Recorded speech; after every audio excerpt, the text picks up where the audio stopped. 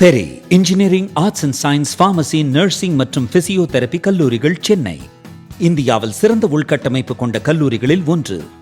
100% வேலை வாய்ப்பினை உறுதி செய்யும் சாதனை. ஆயிரக்கணக்கான பிற கல்லூரி மாணவர்களுக்கும் வேலை தந்த பெருமை. பெரி, எங்கள் கண்களில் உங்கள் கனவுகள்.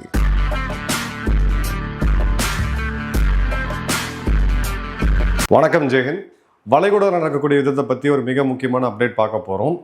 பாகிஸ்தான் இங்கே இடைத்தரகர் கூட கிடையாது. பாகிஸ்தான் அமெரிக்காவுடைய ட்ரம்ப் அவர்களுடைய ஒரு வளர்ப்பு பிராணின்னு நம்ம சொல்லியிருந்தோம். மீண்டும் ஒரு முறை அது ப்ரூவ் ஆயிருக்கு. இப்போது 2 சம்பவம் நடந்தது ஏப்ரல் 22க்கு பிறகு. ஏப்ரல் 22லிருந்து போர் நிறுத்தம் அறிவித்தாங்க. அதன் பிறகு அமெரிக்கா ஒரு கவுண்டர் பிளாக்கேடை போட்டாங்க. ஈரானுக்குள்ளே எந்த கப்பலும் போகக்கூடாது, வெளியில் வரக்கூடாது அப்படின்ட்டு. ஸோ ஒரு பக்கம் ஸ்ட்ரெயிட் ஆஃப் ஹார்மோஸில் ஒரு பிளாக்கேட், அதில் நம்ம எல்லாருமே பாதிக்கப்பட்டிருக்கோம்.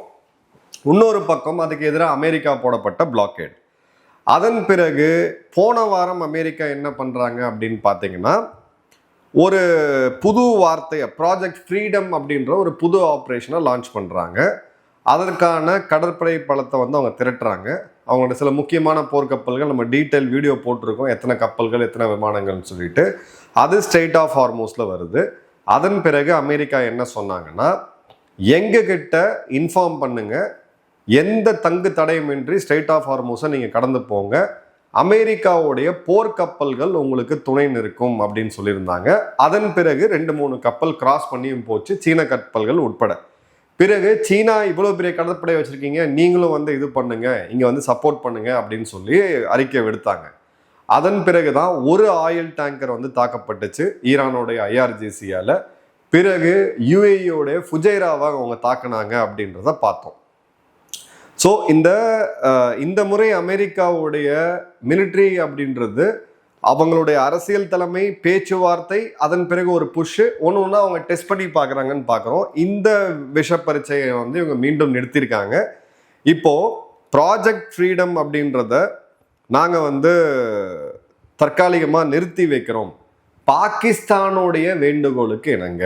நல்லா கவனிங்க, பாகிஸ்தான் அவங்க எப்படி பயன்படுத்திக்கிட்டு இருக்காங்கன்ட்டு. இதை நிறுத்தினதுக்கு காரணம் UAE தாக்கப்பட்டது.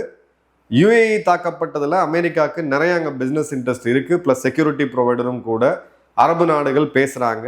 இப்போ இதுக்கு வழி தெரியல அப்படின்ற போது இன்னொரு தம்பியை கூப்பிட்டு, தம்பி நீ என்கிட்ட கொஞ்சம் வேண்டுகோள் விடுப்பா அப்படின்னு சொல்லிட்டு, சரிடா நான் உன் பேச்சை கேட்டு சின்ன பையன் நீ என்கிட்ட சொல்லிட்டா அப்படின்னு சொல்லிட்டு ஒரு பெருந்தன்மையாக நாங்கள் நடந்துக்கிறேன்னு சொல்லி இந்த பழைய வடிவேலு காமெடிலாம் வரும். எக்ஸாக்டாக இன்றைக்கி ரியல் வாழ்வில் ஜியோ பொலிட்டிக்ஸில் நம்ம பார்க்குறோம் இந்த மாதிரியான காமெடியில். So Trump May 5 truth சோஷியலில் அறிவிக்கிறாரு, project freedom, the US military operation to guide commercial vehicles through Strait of Hormuz has been passed. இந்த கப்பல்களுக்கு, உலக நாடுகளுடைய வர்த்தக கப்பல்களுக்கு கொடுக்கப்பட்டு இருக்கக்கூடிய பாதுகாப்பு ப்ராஜெக்ட் ஃப்ரீடம் என்ற பேரில் அதை நாங்கள் தற்காலிகமாக நிறுத்தி வைக்கிறோம் அப்படின்ட்டு பாகிஸ்தானுடைய ஃபார்மல் ரெக்வஸ்ட்டை அதிகாரப்பூர்வமாக அவங்க வேண்டுகோள் விடுத்தாங்க. நிறையா நாடுகள் கூப்பிட்டாங்க. ஈரான் கிட்ட ஒரு ஃபுல் அண்ட் ஃபைனல் அக்ரிமெண்ட்டை வெகு விரைவில் நம்ம பண்ணிடுவோம், அது வரைக்கும் ட்ரம்ப் ஐயா நீங்கள் கொஞ்சம் பொறுத்துக்கிட்டு இருங்க ப்ளீஸ், நாங்கள் இங்கே பேசி முடிச்சிடறோம்னு சொன்னாங்க. அதனால் நான் பெருமனசு பண்ணி கொடுத்தேன் அப்படின்னு சொல்லிட்டு. இப்போது ஈரானுடைய பிளாக்கேடு அது அப்படியே தான் இருக்குது. அவர் என்ன சொல்கிறாருன்னா, பிளாக்கேடை மாற்றலை, ஆனால் இங்கே கடந்து போகக்கூடிய கப்பல்களுக்கு அமெரிக்க கப்பல்கள் துணை வரும்னு சொல்கிற அந்த ஒரு கேரண்டியில் மட்டும் நாங்கள் இது பண்ணுறோம் அப்படின்ட்டு. இப்போது இந்த ப்ராஜெக்ட் ஃப்ரீடம் அனௌன்ஸ் பண்ணி 48 மணி நேரம் கூட ஆகலை. அமெரிக்காவுடைய இது ப்ராஜெக்ட் ஃப்ரீடம்ன்றது அவங்க ஹிஸ்ட்ரியில் எழுதுவாங்க, ஆப்ரேஷன் ப்ராஜெக்ட் ஃப்ரீடம்னு சொல்லிட்டு. மேபி இன்னும் ஒரு 50 வருஷம் கழிச்சு கூட ஒரு படம் எடுத்து நெட்ஃப்ளிக்ஸில் போடுவாங்க. இப்போ இந்த அமெரிக்கா வரலாற்றிலேயே 48 மணி நேரம் கூட தாக்குப்பிடிக்காத ஒரு மிலிட்ரி ஆப்ரேஷன் எது அப்படின்னு பார்த்தீங்கன்னா இந்த ஆப்ரேஷன் ப்ராஜெக்ட் ஃப்ரீடம் தான். இதுக்காக 15,000 அமெரிக்க வீரர்கள், அதுவும் மெரைன்ஸ், 100க்கும் அதிகமான போர் விமானங்கள், guided missile destroyers, combat units, special ஃபோர்ஸஸ்ன்னு சொல்லி இவ்வளோ பெரிய படையை சுற்றி எடுத்துகிட்டு வச்சுட்டு இதை 48 மணி நேரத்தில் பாகிஸ்தான் கேட்டதுக்காக நாங்கள் நிறுத்தணும் அப்படின்னு சொல்லி ட்ரம்ப் ஒரு சபை கட்டு காட்டியிருக்காருன்னு பார்ப்போம். இவ்வளோ கப்பல்களுடைய அந்த கேரண்டியை ஏற்றுக்கிட்டு இது வரைக்கும் 2 கமர்ஷியல் வெசல் தான் அங்கே தாண்டி வந்திருக்கு. பெருமளவுக்கு யாரும் ரிஸ்க் எடுக்கலை. ஏன்னா அங்கே இன்சூரன்ஸ் இஷ்யூஸ் இருக்குது, கப்பல் நிறுவனங்கள் இன்சூரன்ஸ் இல்லாமல் அந்த ரிஸ்க் எடுக்க மாட்டாங்க, அமெரிக்காவை நம்ப முடியுமா முடியாதா, இந்த மாதிரியான பல கேள்விகள் இருக்கு. இப்போ ஒரு இவங்க பில்டப் கொடுக்கறது எப்படின்னா, Pakistan is a sole credible mediator, ஒரே ஒரு நம்பகத்தன்மையுள்ள ஒரு நடுநிலையாளர் யார் இருக்க முடியும்னா அது பாகிஸ்தான்னால தான் இருக்க முடியும்ட்டு. பாகிஸ்தான் இந்த தடையை நீங்க நீக்குங்கன்னு கேட்கறதுக்கு ஏதாவது லாஜிக்கலா ஒரு காரணம் இருக்கா பாருங்க. 400 ரூபாய்க்கு பெட்ரோல் டீசல் வித்துக்கிட்டு இருக்கு பாகிஸ்தான்ல. 8 மணி நேரத்துல இருந்து 12 மணி நேரம் கரண்ட் கிடையாது. பல கிராமப்புற ஏரியால பெட்ரோல் டீசலே கிடையாது. இப்ப இந்த நேரத்துல அந்த ஸ்ட்ரெயிட்டை அமெரிக்கா தன்னோட சொந்த செலவுல பாதுகாத்து கப்பல்கள் அனுப்பும் போது அதுல வரக்கூடிய முதல் கப்பல் ஆப்வியஸா பாகிஸ்தான் தான் இருக்கும். ஈரானுக்கு அண்டை நாடு பாகிஸ்தான். இவ்வளோ ஒரு பிரச்சனை இருக்கக்கூடிய நாடு இல்ல வேணாம், நாங்க எவ்வளவு வேணா ஒன்னும் அடி வாங்கிக்கிறோம், பிரச்சனையே கிடையாது, நீங்க கொஞ்சம் பொறுத்துருங்க, நாங்க ஈரான்கிட்ட பேசி முடிச்சிட்டோம் அப்படின்னு சொல்றது அபத்தத்திலையும் அபதம். இது அமெரிக்கா ஈரான் கிட்ட வாங்குற டைமுக்கு ஒரு ஜோக்கரா, ஒரு ரம்மி விளையாடும்போது நம்ம ஜோக்கர் போட்டு விளையாடுவோம் பார்த்தீங்களா, அந்த மாதிரி ஒரு கேரக்டராக தான் இவங்களை யூஸ் பண்ணிக்கிட்டு இருக்காங்க, இந்த அசீம் முனீரையும் இவங்க மேயர் ஷபாஸ் ஷெரீஃபையும். ஏப்ரல் 8 இந்த சீஸ்ஃபயரை இவங்க கொண்டு வந்தாங்க. அதன் பிறகு இவங்க பேசிட்டு இருந்தாங்க. இஸ்லாமாபாத் டாக்ஸ் அப்படின்றது ஏப்ரல் 11 12 நடந்துச்சு. அதன் பிறகு 22 வரை அந்த போர் நிறுத்தத்தை அறிவிச்சாங்க. 22க்கு பிறகு அது எக்ஸ்டெண்ட் ஆச்சு. இப்போ இங்க ஒரு பெரிய ஷிஃப்ட் இருக்கிறத பார்க்குறோம். யூஎஸ்ஓ அமெரிக்காவுடைய மிலிட்ரி மற்றும் அவங்களுடைய டிப்ளமேட்ஸ் 2 பேருமே இங்க கியரை ஷிஃப்ட் பண்றாங்க. ரொம்ப ரொம்ப நம்ம முக்கியமாக இதை பார்க்கணும். ஆப்ரேஷன் எபிக் ஃபியூரி அப்படின்றது, ஏன்னா இந்த போருக்கு உண்டான அனுமதியை அமெரிக்காவுடைய காங்கிரஸ் அவங்களுடைய பாராளுமன்ற அமைப்பு 100 நாளுக்கு 60 நாளுக்கு அனுமதி கொடுத்துருந்துச்சு. இப்போ இந்த 60 நாள் பார்த்தீங்கன்னா முடிஞ்சு போச்சு. அப்போ மார்க்கோ ரூபியோ அவங்களுடைய பாதுகாப்புத்துறை அமைச்சர் இப்போ என்ன சொல்றாரு அப்படின்னு பார்த்தீங்கன்னா, ஆப்ரேஷன் எபிக் ஃபியூரி முடிஞ்சு போச்சு, போர் நாங்கள் நிறுத்திட்டோம், இனிமே இதுக்கு எக்ஸ்டென்ஷன் தேவையில்லை, காங்கிரஸோட அனுமதி இல்லாமல் அமெரிக்கா போருக்கு போக முடியாது, பிரசிடென்ட்டோட எமர்ஜென்சி பவரை யூஸ் பண்ணி குறிப்பிட்ட காலம் வரைக்கும் போகலாமே தவிர பிரசிடென்ட் அதை இன்டெஃபினட் ஆக்ஷன் பண்ணிட்டு போக முடியாது. ஸோ இந்த இடத்துல நாங்கள் அதை முடிச்சிட்டோம், எந்தெந்த அப்ஜெக்டிவ்காக நாங்கள் போனோமோ அதையும் நாங்கள் அச்சீவ் பண்ணிட்டோம் அப்படின்றாங்க. இப்போ புது ஃப்ரேமிங் என்ன அப்படின்னு பார்த்தீங்கன்னா, இவங்களோட புது ஃப்ரேமிங் என்னன்னா அஃபென்சிவ், அதாவது போர் அப்படின்றது அமெரிக்கா போய் தாக்குறது மட்டும்தான் அஃபென்சிவ். அமெரிக்காவில் பொறுத்த வரைக்கும் டிஃபென்சிவே கிடையாது. இவங்களுடைய வரலாற்றில் இவங்கள சொல்றது அஃபென்சிவ் காம்பேட் அப்படின்றது முடிஞ்சிருச்சு, டிஃபென்சிவ் காம்பேட்ல நாங்கள் இருக்கிறோம். என்னன்னா அப்போ போர் முடிஞ்சிருச்சுன்னா அப்போ அமெரிக்காவுடைய பார்லமெண்ட் சொன்னாங்க, அப்போ பின் வர வேண்டியதுன்னா அப்போ அங்கே எதுக்கு அவ்வளோ கப்பல்கள் கோடிக்கணக்கான பணத்தை செலவு பண்ணிருக்கீங்க? இல்லை நாங்கள் டிஃபென்சிவ் போஸ்டரில் அங்கே இருக்கிறோம், எங்கள் மேலே யாரும் தாக்காத வரைக்கும் நாங்கள் தாக்க மாட்டோம். ஸோ கிளியர் கட்டாக பிளேட்டை இப்போ மாற்றி போட்டிருக்காங்க அப்படின்றத பார்க்குறோம். அதே மாதிரி பார்த்தீங்கன்னா இந்த ஹார்மோஸ் பிளாக்கேடை அவங்க பைரசி ஆப்ரேஷன் அப்படின்னு சொல்கிறாங்க, கடற்கொள்ளைன்றாங்க. இப்போ கடற்கொள்ளை யார் பண்ணுறது? ஈரான். இப்போ நாட்டுக்காக போர் அப்படின்னா நீங்கள் திரும்பவும் போய் காங்கிரஸில் போய் அப்ரூவல் வாங்கணும், அவங்க கொடுக்க மாட்டாங்க. ஆனால் நீங்கள் பைரசி ஆப்ரேஷன் அப்படின்னு சொன்னீங்கன்னா, இல்லை கவுண்டர் டெரரிசம் ஆப்ரேஷன் சொன்னீங்கன்னா, இது ஒரு வருடம் முழுக்க நடக்கக்கூடியது. அந்த இடத்துல அமெரிக்க இராணுவத்துக்கு எந்த கட்டுப்பாடும் வைக்க முடியாது. அந்த ஸ்ட்ராட்டஜி தான் இவங்க பண்ணுறாங்க அப்படின்றத பார்க்குறோம். அதே மாதிரி மார்க்கோ ரூபியோ பேசும்போது, I hope the Chinese tell him that he needs to be told what you are doing in the state is causing you to be globally isolated, you are the bad guy. இருக்கிறதுலையே நட்பு நாடான சைனாக்கு நாங்கள் ஏற்கனவே சொன்னோம், இந்த மாதிரி black பண்ணி வைக்கிறதுனால உலக நாடுகள் முழுக்க உன்னை தான் கெட்டவனா பார்க்குறாங்க, நீ தான் தனிமைப்படுத்தப்படுற, போய் நீங்கள் பேசுங்க அப்படின்னு சொல்லிட்டு. ஆனால் அமெரிக்காவோடைய அந்த நியூக்ளியர் டெட்லைன் அப்படின்றது இவங்க யோசிச்சே பார்க்கல, இதை மாற்றவே முடியாது, நியூக்ளியர் அணு ஆயுதம் அப்படின்றது ஈரான்கிட்ட இருக்கக்கூடாதுன்றதுல இறங்கியே வரல. இப்போ குஷ்னர் மற்றும் விட்காஃப் தான் இப்போவும் அமெரிக்காவுடைய லீட் நெகோசியேட்டர்ஸ், 2 பேருமே ட்ரம்ப்போடைய குடும்ப உறுப்பினர்கள்.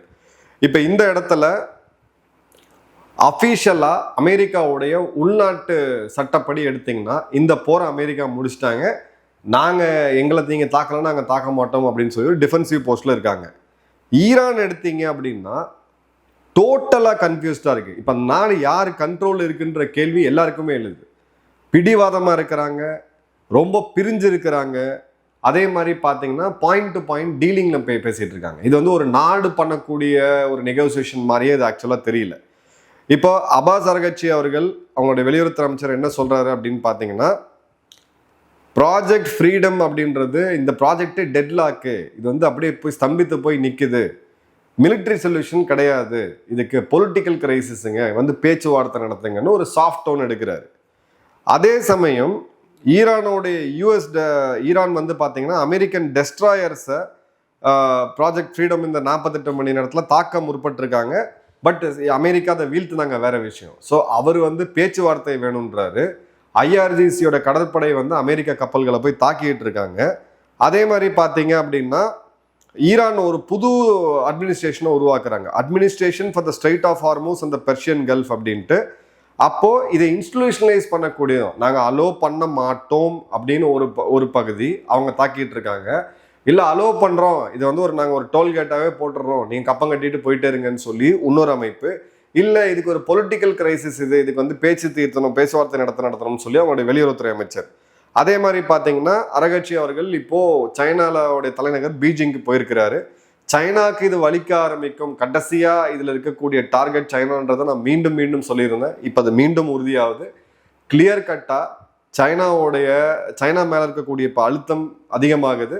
இந்த ப்ராஜெக்ட் ஃப்ரீடம்னு சொல்லி இவங்க ஆரம்பிச்ச இந்த இடைப்பட்ட காலத்துல ஈரான் வந்து அமெரிக்காவுடைய டெஸ்ட்ராயர்ஸ் மீது மிசைல், ட்ரோன் மற்றும் ஸ்மால் போட்ஸ் தாக்குதல் 2-3 முறை பண்ணியிருக்காங்க. ஆனால் அது எதுவுமே வந்து அமெரிக்காவுடைய கப்பல்களை சேதப்படுத்தலை. அந்த அளவுக்கு அவங்களும் தடுப்பாக ஒரு நடவடிக்கை எடுத்திருக்காங்க. ஸோ அமெரிக்கா ஒரு டிஃபென்சிவ் போஸ்டர் இங்கே கொடுக்கறத கிளியர் கட்டாக பார்க்க முடியுது. அதே மாதிரி பார்த்தீங்க அப்படின்னா Iran administration for strait of Hormuz and Gulf of Oman அப்படின்னு சொல்லக்கூடிய இந்த குறுகிய பாதையை நிர்வகிக்கிறதுக்கான ஒரு இன்ஸ்டிடியூஷனலைசேஷனை பண்றாங்க. அதாவது இதுக்குள்ள வர்றது போறது எல்லாமே நாங்கள் பார்த்துக்கிறோம், ஏதோ இந்த போருக்கு முன்னாடி ஏதோ பயங்கர ப்ராப்ளம் இருந்த மாதிரி நிர்வகிக்கக்கூடிய கண்ட்ரோல் எங்களுக்கு வேணும் அப்படின்ற அந்த ஓல்டை வந்து கொண்டு வராங்க அப்படின்றத பார்க்குறோம். இப்போ 2 வெளியுறவுத்துறை அமைச்சர்கள் நேருக்கு நேர் சந்திக்கிறது, சைனா மற்றும் ஈரான். இந்த போருக்கு பிறகு இதுதான் முதல் முறை. ஸோ சைனாக்கு அழுத்தம் அதிகமாகிறது இங்கே நம்ம தெளிவாக பார்க்குறோம். அதே மாதிரி ஈரானுடைய புது ப்ரொபோசல் இந்த இடைத்தரகராக இருக்கக்கூடிய பாகிஸ்தான் மூலயமா அப்படின்னு பார்த்தீங்கன்னா ஸ்ட்ரெயிட் ஆஃப் ஹார்மூஸ் இஷ்யூவை இந்த பிரச்சனையை தனியாக பேசிக்கலாம், எங்கள் மேலே இருக்கக்கூடிய பிளாக்கேடை எடுங்க, ஸ்ட்ரெயிட் ஆஃப் ஹார்மூஸ் மேலே இருக்கக்கூடிய பிளாக்கேடை எடுத்துடலாம், நாங்கள் எடுத்துடுறோம், ஆனால் அணு ஆயுதம் இது சம்மந்தப்பட்ட பேச்சுவார்த்தையை அப்புறம் பார்த்துக்கலாம் அப்படின்றதான் இங்கே மிக முக்கியமானது. இந்த இடத்துல ஈரானுடைய இம்மிடியட் டிமாண்ட் என்ன, அவங்க முதல்ல வச்சிருந்த 5 அம்ச கோரிக்கை அது அதை ட்ராப் பண்ணிட்டாங்க. இப்போ இருக்க கோரிக்கை என்ன அப்படின்னு பார்த்தீங்கன்னா ஈரானுடைய 6 பில்லியன் அளவுக்கான பணத்தை அமெரிக்கா ஃப்ரீஸ் பண்ணி வச்சிருக்காங்க வளைகுடா, ஐரோப்பா போன்ற பல நாடுகள் இருக்கக்கூடிய பேங்க் அக்கௌண்ட்ல. அதை உடனடியாக ரிலீஸ் பண்ணுங்க. அதே மாதிரி எங்க மேல போடப்பட்டிருக்கக்கூடிய கடுமையான பொருளாதார தடைகள் அதை கொஞ்சம் வந்து நீங்க ரிலீஸ் பண்ணுங்க அப்படின்றதான் அவங்களுடைய இது.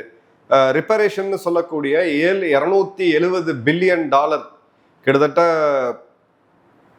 300 லட்சம் கோடியை வந்து அவங்க டிமாண்டா வச்சிருக்கிறாங்க அமெரிக்காட்ட. பட் அதை பத்தி பெருசா அலட்டிக்கல. ஸோ ஈரானுடைய பப்ளிக் போஸ்டரிங் அப்படின்றது டிஃபியண்டா பிடிவாதமா இருக்கு.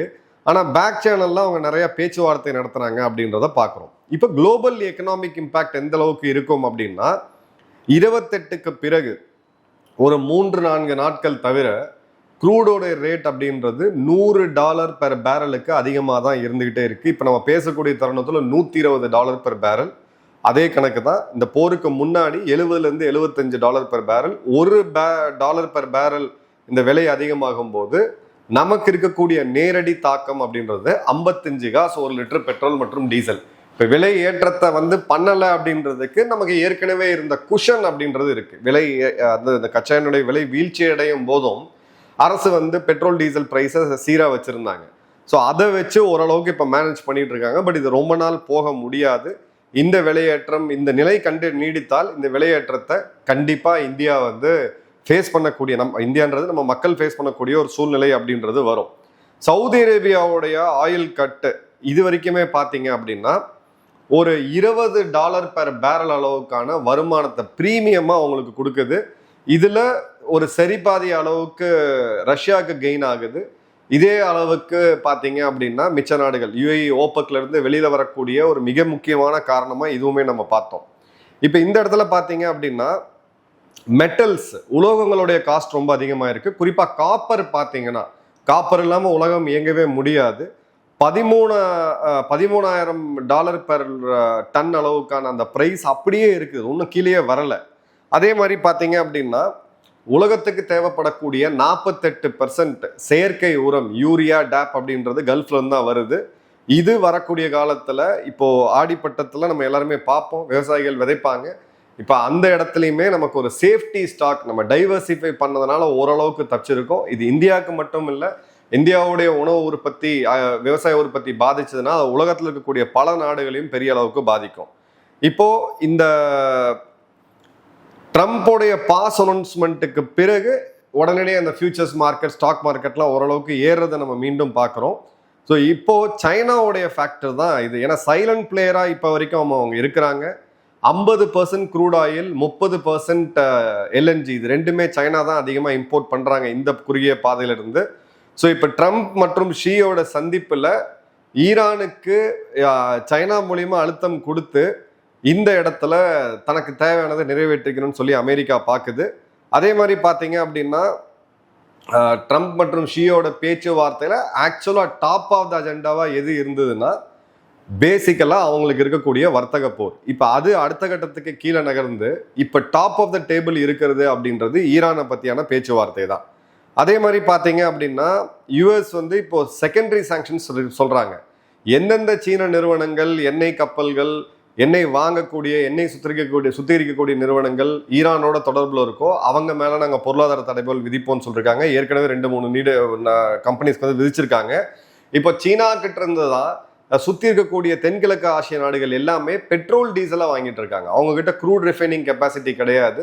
ஸோ அதை சுத்திகரித்து சைனாட்டம் தான் வாங்குறாங்க. ஸோ இந்த நாடுகளும் பாதிக்கும் அப்படின்றத பார்க்குறோம். இப்போது திங்க் டேங்க்ஸ், ரொம்ப முக்கியமான எனர்ஜி குரூப்பில் இருக்கக்கூடியவங்க, ரேபிடர் எனர்ஜி குரூப்பில் இருக்கக்கூடியவங்க, இதெல்லாம் என்ன சொல்கிறாங்கன்னா இந்த ப்ராஜெக்ட் ஃப்ரீடம் அப்படின்றது சொல்யூஷன் கிடையாது, இந்த இடத்துக்கு நிரந்தர தீர்வு வேணும் அப்படின்னு சொல்லி பார்க்குறாங்க. இப்போ அன்ரிசால்வ்டு இஷ்யூ அப்படின்னு பார்த்தீங்கன்னா அது அப்படியே தான் இருக்குது. நியூக்ளியர் ப்ரோக்ராம் அன்ரிசால்வ்டாக இருக்குது, ஸ்ட்ரைட் ஆஃப் ஹார்மோஸ் அன்ரிசால்வ்டாக இருக்குது, இவங்க கேட்கக்கூடிய சீஸ்ஃபயர் டேர்ம்ஸ் அன்ரிசால்வ்டாக இருக்குது. இப்போ இந்த இடத்துல நம்ம முக்கியமாக வாட்ச் பண்ண வேண்டியது ட்ரம்ப் மற்றும் ஷீயோட சந்திப்பு. இதில் நிச்சயமாக ஒரு பிரேக் த்ரூ ஏற்படும் நான் நம்புகிறேன். ரெண்டாவது, பாகிஸ்தான் கூவிக்கிட்டு இருக்கக்கூடிய அந்த இஸ்லாமாபாதோடைய 2வது பீஸ் டாக்ஸு, நேவல் பிளாக்கேடை எந்த அளவுக்கு அமெரிக்கா அதிகப்படுத்துகிறாங்க, அதே மாதிரி ஈரான் மற்றும் சைனாவுடைய வெளியுறவுத்துறை அமைச்சர்கள் பேசி முடித்த பிறகு இங்கே என்ன வருது அப்படின்றது. ஸோ இந்த இடத்துல டீல் ஆச்சு அப்படின்னா அன்னைக்கே கச்சா எண்ணெயோடைய விலை வந்து $120 $95 கீழே வரக்கூடியதை எழுதி வச்சுக்கோங்க. ஒருவேளை டீல் வரல அப்படின்ற பட்சத்தில் 120 சற்று அதிகரித்து 130 வரைக்கும் போகிறதுக்கான வாய்ப்புகள் நிச்சயமாக இருக்குது.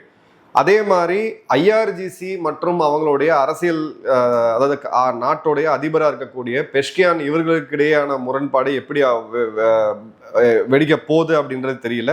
ஏன்னா ஈரான் உள்ள என்ன நடக்குது அப்படின்றது வெஸ்டர்ன் மீடியா ஆம்பிளிஃபை பண்ணுறாங்க, ப்ரோபகண்டா பண்ணுறாங்க, அதன் மூலியமாக தான் தெரியுது தவிர உள்ள உண்மையாக என்ன நடக்குது அப்படின்றது யாருக்குமே தெரியாது. இந்த இடத்துல இன்னொரு முக்கியமான அப்டேட் என்ன அப்படின்னா, ஈரானுக்கும் இஸ்ரேலுக்கும் உள்ள தூரம் அப்படின்றது ஒரு 1800 1900 கிலோமீட்டர். ஸோ 2000 கிலோமீட்டர் ஏவுகணை தான் ஈரானுக்கு தேவை தற்காப்பு அப்படின்னு பார்க்கும் பொழுது. ஆனால் ஈரான் இப்போ டெவலப் பண்ணிக்கிட்டு இருக்கிறது 4000 கிலோமீட்டர் தூரம் போகக்கூடிய ஏவுகணை. இது கிட்டத்தட்ட ஐரோப்பாவையும் தாக்கக்கூடிய ஒரு அபாயம் இருக்கு. இங்கே தான் ஈரானுடைய இன்டென்ஷன்ஸ் என்ன அப்படின்றது கொஸ்டின் ஆகுது. ஏன்னா அவங்க மிசைல் தாக்குதலில் எவ்வளோ பெரிய ஒரு கில்லாடிகள்ன்றதை ஏற்கனவே செஞ்சு காமிச்சிட்டாங்க. இப்போ இது கூடவே இதுக்கு எதிராக இருக்கக்கூடிய ஒரு மிக முக்கியமான நாடு துருக்கி சத்தமே இல்லாமல் ஒரு 6000 கிலோமீட்டர் தூரம் போகக்கூடிய, நம்ம அக்னி 5க்கு ஈக்குவலாக போகக்கூடிய ஒரு இன்டர்கான்டினென்டல் பேலிஸ்டிக் மிசைலை இப்போ உலகுக்கு காமிச்சிருக்காங்க. ஸோ இப்போ மொத்த உலகமும் ஆயுதமயமாக்கலை நோக்கி போய்கிட்டு இருக்கு. சில ஃபிளாக்ஷிப் ப்ரோக்ராம்ஸை பற்றி நம்ம டீட்டெயிலாக பேசுவோம். நன்றி, வணக்கம், ஜெயஹிந்த்.